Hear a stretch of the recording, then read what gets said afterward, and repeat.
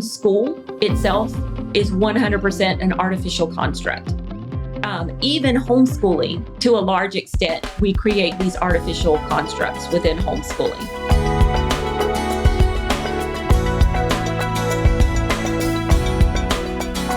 We can probably walk into some practical tips, because I can hear some people saying, okay. So you guys have resilient kids who can figure this out, but what did you do to get them there? So maybe we can talk about that. How do we train up our children so that when they face a challenge or have to make a decision or need to write a paper or need to get in a textbook, or how are we creating kids who can think on their toes like that and figure it out? Well, I'm a big fan of letting kids work. Of getting You mean them, a job? Yeah, Okay. a job. Yeah, Mm-hmm. a job. Like, this is the real world, and we're going to put things into practice in the real world.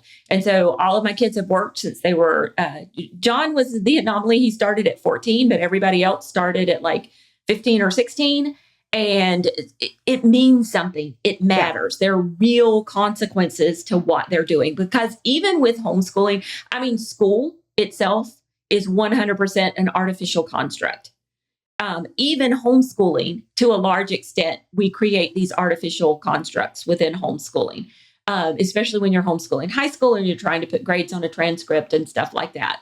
So, like, it's a real world thing for them to actually have a job. Another thing which really helped Olivia is she took music lessons, but she played in a band. You know, it wasn't just, well, I'm doing music lessons over here to do a recital once a year.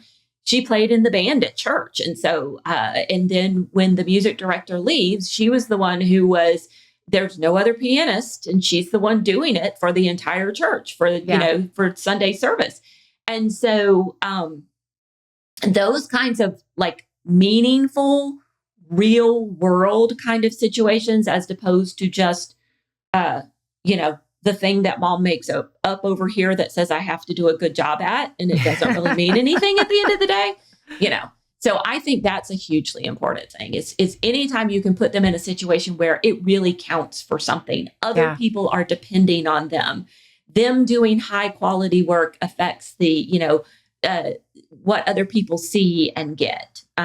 Civil Air Patrol does that for my youngest. Oh, I would say for sure. Yeah. Our kids grew up on the farm, and the necessity of jobs and changing gears when, a fence breaks or a fence gets knocked over by a cow, or a tractor breaks or something. Those things developed problem-solving skills that were so important. But even as they got old enough to drive, I said, you got to get off the farm and you've got to go work with other people.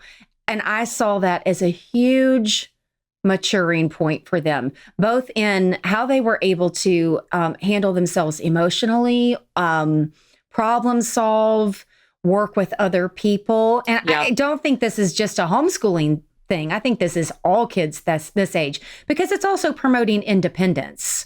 Yeah. It can be done. We've gotten some skills through volunteer opportunities as well. But like I said, they're not the artificial construct. It's not an assignment that somebody makes up that needs to be done just because I say it needs to be done. It's something that has real consequences on the other side for someone else. And so, Olivia was very active in our church. There was a camp that kids ran for other kids. It was like a retreat. So they would have to do public speaking. They would have different roles that they played. They prepared for it months in advance.